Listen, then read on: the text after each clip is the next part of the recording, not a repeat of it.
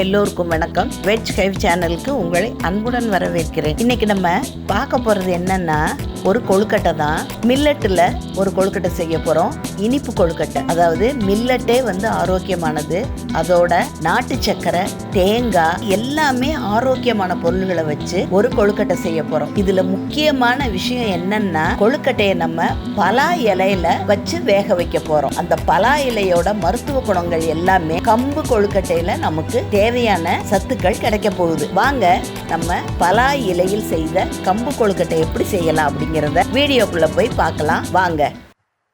பலா இலைய நல்லா கழுவி நல்லா தொடச்சு ஈரம் போக போயிடணும். நல்லா உலர வச்சு வச்சிருக்கோம். அதை இந்த மாதிரி கோன்களா பண்ணணும். அதாவது வெளிப்பக்கம் இலையோட முன்பக்கமோ பின்பக்கமோ எப்படி நமக்கு வேணுமோ அப்படி வச்சுக்கலாம். அதுக்கெல்லாம் ரூல்ஸ் அண்ட் ரெகுலேஷன்ஸ் எல்லாம் கிடையாது. நம்ம மிக்சர் போட்டுல மடிப்போம்ல, அதே மாதிரி மடிக்கணும். காம்பு மேல இருக்கணும், அவ்வளவுதான். கீழே இருக்கிற ஹோல் ரொம்ப பெருசா இருக்கக்கூடாது. ஒருவேளை மாவுல கொஞ்சம் தண்ணி இருந்ததுன்னு சொன்னா அது வழியா வடிஞ்சு நம்ம ஆவியில வேக வைக்கும் போது அந்த கீழே இருக்கிற இதுல போய் சொட்டி பொங்கி பொங்கி வரும். அதனால கொஞ்சம் ஓட்டை கொஞ்சம் டைட்டா இருக்கிற மாதிரியே நம்ம வச்சுக்கணும். இது தென்னந்தொடப்பத்தோட குச்சி, புது குச்சியா எடுத்து அந்த ஓலையை சீவிட்டு சுத்தப்படுத்தி எவ்வளவு நீளம் வேணுமோ அவ்வளவு நீளத்துக்கு கட் பண்ணி வச்சிருக்கேன். அதை இது மாதிரி எவ்வளவு தூரம் நம்மளால போட முடியுமோ, அதாவது பிரிஞ்சு வராம ரெடி பண்ணி வச்சுக்கணும். இந்த கம்பு மாவு இது சுத்தப்படுத்தி மெஷின்ல திரிச்சது. 1 கப் அளவுக்கு மாவு எடுத்திருக்கேன்.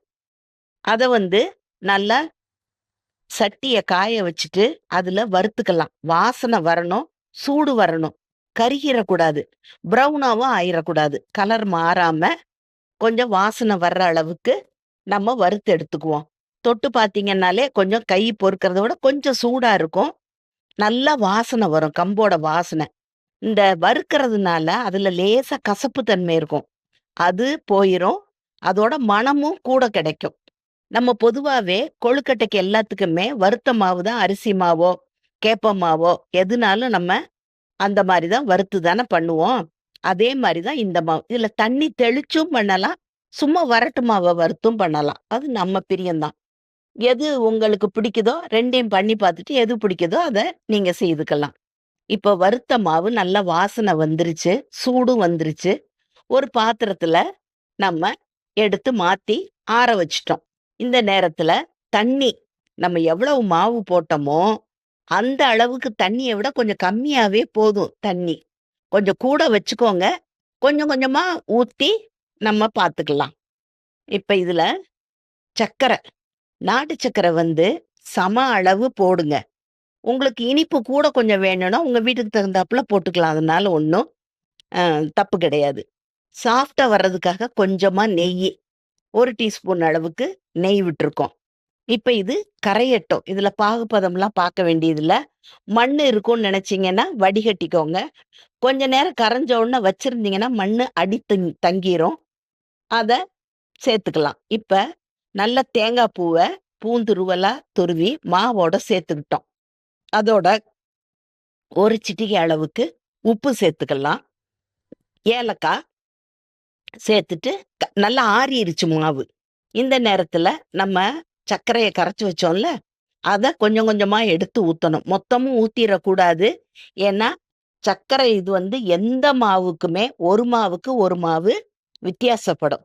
அதனால நிறைய இப்ப பாருங்க, நான் 2 கரண்டி தான் ஊத்துனேன். அதுவே சரியா இருக்க மாதிரி இருக்கு. கொஞ்ச நேரம் ஊற வைப்போம், ஒரு 5 நிமிஷம்.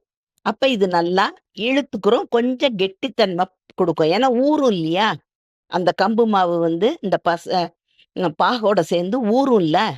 இனிப்பு போதுமான்னு பார்த்துக்கோங்க. பத்தலைன்னா கொஞ்சம் நாட்டு சர்க்கரை சேர்த்துக்கலாம். இதுல வெல்லம் கூட நீங்க சேர்த்துக்கலாம். நான் நாட்டு சர்க்கரை போட்டு பண்ணியிருக்கிறேன். இதை நல்லா இப்படி உருட்டிக்கணும்.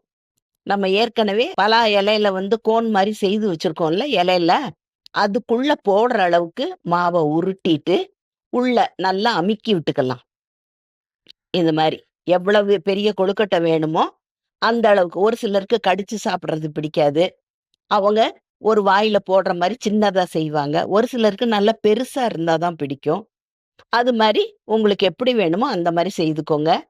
தண்ணி இட்லி பானையில வந்து பாத்திரத்துல தண்ணி கொதிச்சுக்கிட்டு இருக்கு. நல்லா தண்ணி கொதி வந்த உடனே கீழே இருக்கிற தட்டை சும்மா போட்டுட்டேன். ஏன்னா தண்ணி மேல வந்து ஆவி மேல வந்து கொழுக்கட்டையில பட்டு அதுல தண்ணி வடிஞ்சிடக்கூடாதுங்கிறக்காக 2வது தட்டுல கொழுக்கட்டைய அடுக்கி இருக்கேன். அத கீழே மடிஞ்சு விழுந்துராம நல்லா நட்டமா நிக்கிற மாதிரி, அதாவது இந்த காம்பெல்லாம் மேல் நோக்கி இருக்கிற மாதிரி வச்சு மூடிருங்க. இது வந்து ஒரு 10 நிமிஷம் 8ல இருந்து 10 நிமிஷத்துல இது ரெடி ஆயிரும். ரெடி ஆயிருச்சான்னு கொழுக்கட்டை வெந்துருச்சா, மேல பளபளப்பு குடுத்துருச்சா, அடுத்தாப்புல உருட்டுனா உருட்ட வருதா, புட்டுக்கு உருட்டி பார்க்குற மாரி தான் உருட்டி பார்க்கணும். இப்ப நெறைய அந்த ஓட்டை வழியா ஆவி நல்லா ஒண்ணு போல வருது. இலையும் நிறம் மாறிருச்சு. இந்த நேரத்துல நம்ம கொஞ்சமா ஒரு கொழுக்கட்டைய எடுத்து உருட்டி பார்க்குறோம். நல்லா உருளுது. மாவு கலரும் மாறிருச்சு. கொழுக்கட்டையோட நிறமும் மாறிருச்சு. அதனால நல்லா வெந்துருச்சு. இந்த மாரி வெந்ததோன அடுப்ப அணைச்சிட்டோம். இந்த குச்சிய இப்படி பிரிச்சு எடுத்துட்டு, அதுக்கப்புறம் இலைய பிரிக்கணும். பிரிச்சீங்கன்னா, கொழுக்கட்டை ரெடியா இருக்கு. இது சூடா சாப்பிட்டாலும் நல்லா இருக்கும். கொஞ்சம் ஆறுனதுக்கு அப்புறமும் நல்லா மெதுவா ரொம்ப ஆரோக்கியமான கொழுக்கட்டை இல்ல. இப்பவே கம்பு மாவு வாங்கி செய்ய ஆரம்பிச்சிருங்க. இந்த வீடியோ உங்க எல்லாருக்கும் பிடிச்சிருக்கும்னு நினைக்கிறேன். பிடிச்சிருந்தா லைக் பண்ணுங்க, ஷேர் பண்ணுங்க, சப்ஸ்கிரைப் பண்ணுங்க. அடுத்த வீடியோவில் சந்திக்கும் வரை நன்றி, வணக்கம்.